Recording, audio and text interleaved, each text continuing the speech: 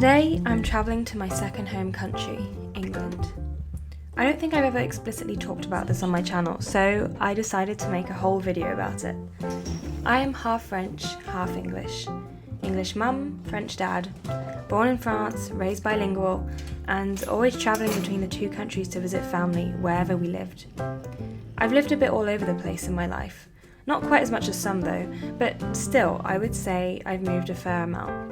I've lived in Grenoble, Lyon, Kew, which is near Reading, Athens, La Celle-Saint-Cloud, which is a Parisian suburb, Birmingham, and Paris. All that in 22 years. Some places I, stayed in longer than others. For example, before heading off to university in Birmingham, I had only ever lived in England for a year and a half, when I was 7 or 8 in Kew. So up until then, I had always really grown up in a French environment, except in Greece of course, but that's a whole other topic, although even in Greece I was in a French school. My mum always made sure I knew plenty of English things though, not just the language, but cultural things. Lots of English books and literature, films, shows, history. Even as a toddler in France, we were in an English mums and tots group.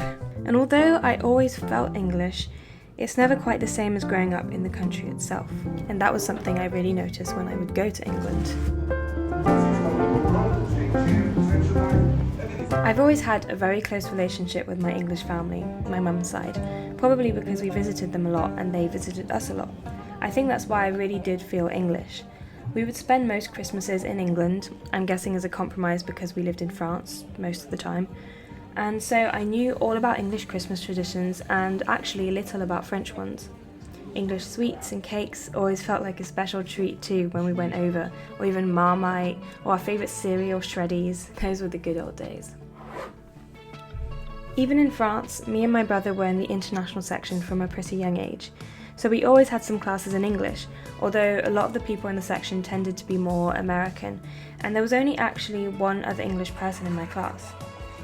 Off to visit Oxford today, very exciting. I've never visited Oxford before, so I'm looking forward to discovering the campus. Still, I loved the section, and we did study British history and literature, so when I came to uni in 2018, I had at least that to relate to with my new course mates. But even with all that, when I first came to university, I felt like an alien in my own country. One thing you can't learn without living somewhere are all the expressions, the slang, and also all the pop culture, the references. Although you couldn't hear it in my accent, I was still the French one. Not that that really bothered me, I was proud to be from France and am, but it took me some getting used to the cultural differences. It also took me a while to get rid of the reflex to do the bise, which is when you kiss on the cheek to say hi in France to everyone. The thing is, in France, I was also the English one, and still am. I managed to get lost. I don't know how to get back. It seems that whichever country I'm in, I always am attributed the other identity, because I am never fully one or the other, I am split right down the middle, which means that in the end, I'm always going to be missing a reference or an expression or the new trend in one or the other culture. I'm okay with that, I'm proud to have two cultures, but it can sometimes feel a bit lonely. You're always missing one country or the other, and in the end, although you may have two homes, it can sometimes feel like you have none. It can also get exhausting to always feel like you're missing a reference or a word, and people start to assume you maybe just don't know much, but it's just that my knowledge in either culture complement each other, they don't double up. I think that's why I like to surround myself with people like me who have travelled, who have two nationalities or both. And also my brother and I will always have a special bond in that way because we experienced that same dual identity childhood. Now I finished university and I'm back at home, at my dad's in Paris. But of course this time it's different, because now not only do I have family in England and simply an English passport, but I have friends there too. And that's a whole other thing to navigate.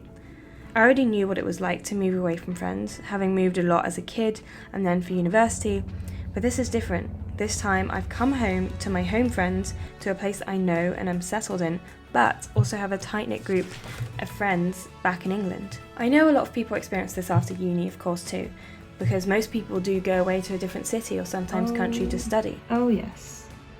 Oh. What the flip? But this is the first time for me that I've been living at home with close friends in both my countries. It's hard because I miss them a lot, and of course I can't just hop over to England every other weekend. So I'm very excited about spending some time in England this week and the next and seeing my friends. Traveling again. Today I'm off to Manchester to see my friends. I'm so excited. I haven't seen my housemates from uni in months, since June. We are currently in November, so this is very exciting.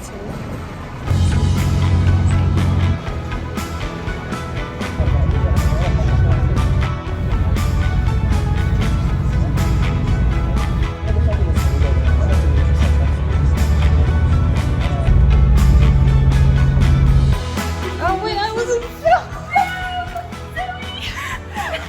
Now I'm filming! Okay. That was a practice run. Oh well.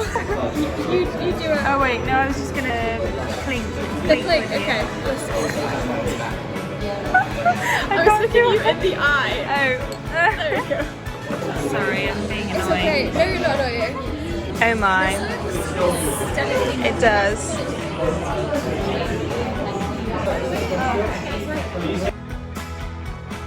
They just didn't know what they were talking about. Maybe they didn't know that Harry Styles.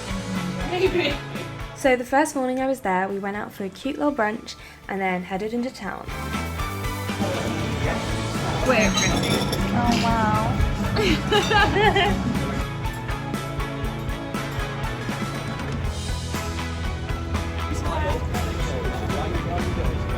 We first thought we'd be some good cultured citizens and visit the art gallery, and it turned out to be very interesting and cool, including this exhibition about pieces in people's art collections they'd received but didn't know the origins of, so they presented it in a detective style with cold cases to solve, files with the known facts, etc.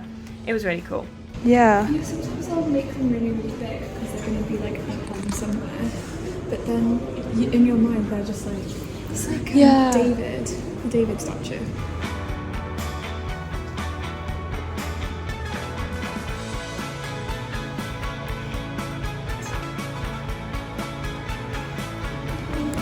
I know, but I just... That's funny because After that we headed to some charity shops and I hit the jackpot and got 3 items from Oxfam for about £18. Not every day that happens. Then we were feeling a bit tired and very thirsty, so we sat down in a coffee shop for a bit before heading over to meet with the rest of the gang. -1, but I did get to see her the next day. I think I might drink it. I hope it hears it.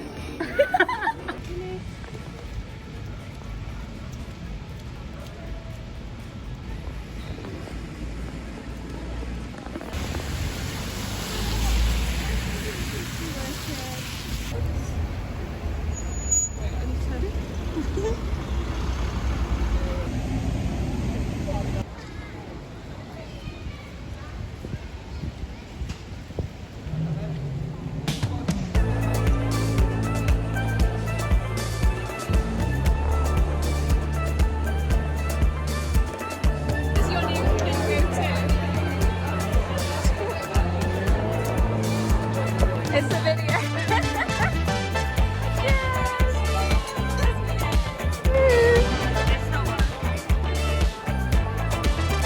I had such a fun time and it felt so heartwarming to be surrounded by my friends again, and it really hit me how much I'd missed it and them. It's weird being the only one who's in a different country and unable to just pop over at the weekend and stuff. Lately I've been looking at universities in the UK a lot to do a PhD, which would mean I would be closer to them next year, which would be great, but then I'm just also reversing the problem back to France.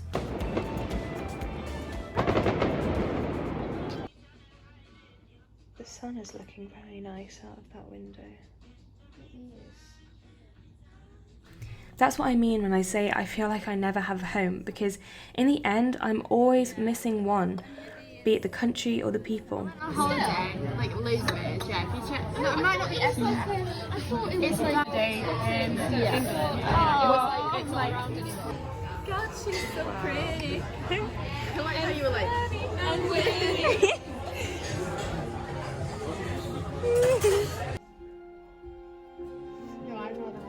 I wish I could have spent more time with them, but that's the thing with visiting, especially when everyone has jobs. So it was short and sweet, but a billion times worth it. Do you want to film me taking it out of the oven? I do. Oh, it smells Oh my good. god, it smells so good. Oh, this feels so wintry as well. It does actually. Or like autumnal, because of the sweet potato. Wait, do you want to do? No, you can go. You kept being like. Oh my god, yeah. It's like sweet Yeah.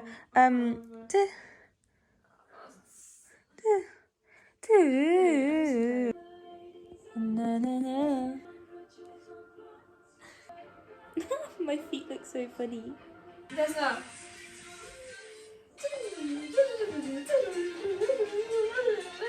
Exactly. Did you hear he like rang again?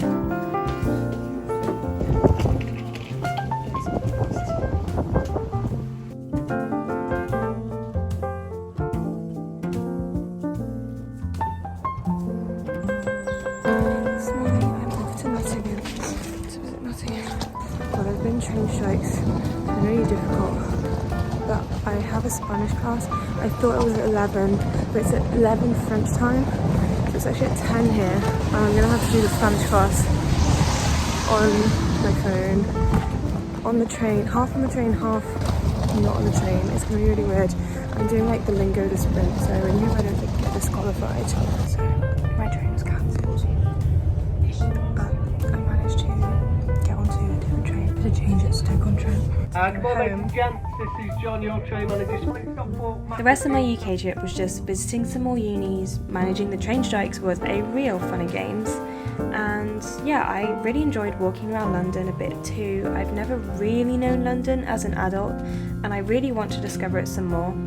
I'm probably biased because I haven't lived there, but I think I prefer London to Paris.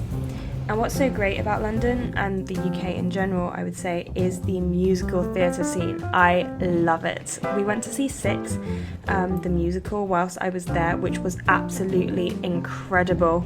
I could not recommend it more if you have the chance to go.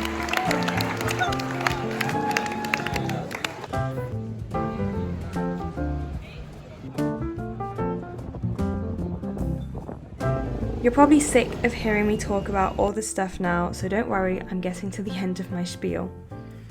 There's so many other things I could talk about in relation to having a dual nationality. I've talked about the pros and the cons, but really, I love having two nationalities, two identities, two cultures. Yes, sometimes it gets confusing and a bit painful as well, but it also brings so much to my life, to the way I see and approach things, and I feel so lucky to have been raised in both cultures relatively equally.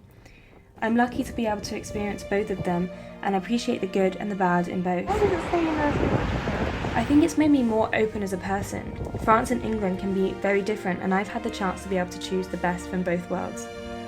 People often ask me if I prefer one or the other, but the truth is I could never choose because they both have brought such different yet equally important things into my life. Anyway, I'm going to stop my monologue before things stop making any sense at all. And maybe one day I'll make another video about this and other things on the subject I've left out, because there is so much that I could talk about. Thank you so much for watching, it means a lot to me. And I'd be curious to know what any of your bicultural, multicultural, or even just monocultural, if that is a word, experiences have been like. If you have the same as me, or if you feel differently. And I'd actually be really interested to hear from people who've only ever lived in one place and how you feel about that. Of course, it could also just relate to different cities in the same country, because that too can make a big difference that we sometimes dismiss. Anyway, I hope you have a great rest of your day, and I will see you next week with a new video. Bye!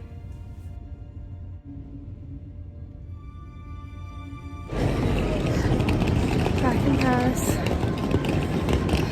Home number 1 or 2.